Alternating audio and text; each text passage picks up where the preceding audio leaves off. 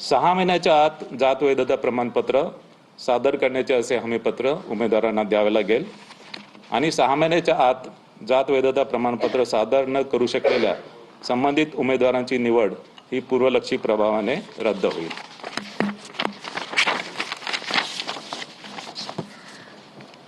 या निवडणुकीमध्ये एकूण मतदार हे 3,48,78,017 असणार आहे।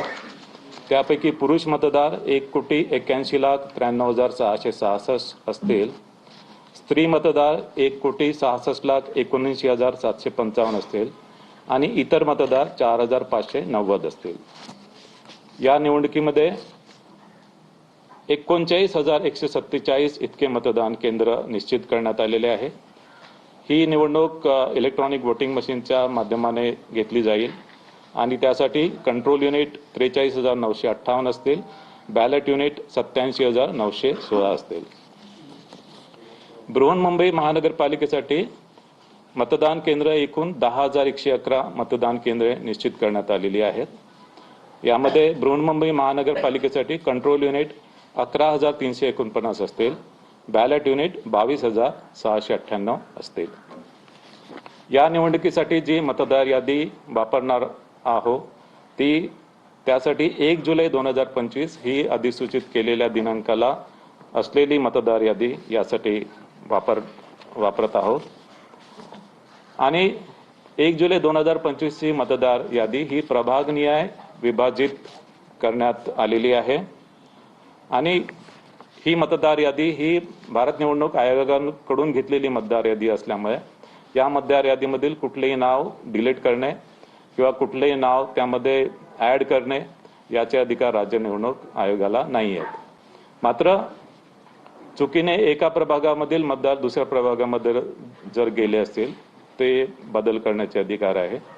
टंकलेखनामधल्या किंवा लेखनिकांच्या काही चुका असतील त्या सुद्धा दुरुस्त करण्याचे अधिकार आहेत आणि विधानसभाच्या मतदार यादीमध्ये नाव आहे मात्र प्रभागनिहाय मतदार यादीमध्ये नाव नाही आहे, ते सुद्धा नाव संमलित करण्याचे अधिकार असतील। या निवडणुकीसाठी मतदार यादीमधील संभाव्य दुबार मतदारांची ओळख केलेली आहे आणि संभाव्य दुबार मतदार यांच्या नावासमोर डबल स्टार असं त्यावर मार्क करण्यात आलेलं आहे आणि संभाव्य दुबार मतदारांच्या संदर्भात जी प्रक्रिया आहे की संभाव्य दुबार मतदारांमध्ये महापालिका आयुक्तांच्या मार्फत संभाव्य दुबार मतदारांच्या घरी जाऊन सर्वेक्षण केलेले आहे आणि त्यामध्ये दुबार मतदारांना विचारून तो कुठल्या मतदान केंद्रावर मत देईल या संदर्भात त्याच्याकडून लिहून घेण्यात आलेलं आहे आणि त्या मतदान केंद्राच्या व्यतिरिक्त इतर कोणत्याही मतदान केंद्रावर त्याला मतदान करू दिलं जाणार नाही।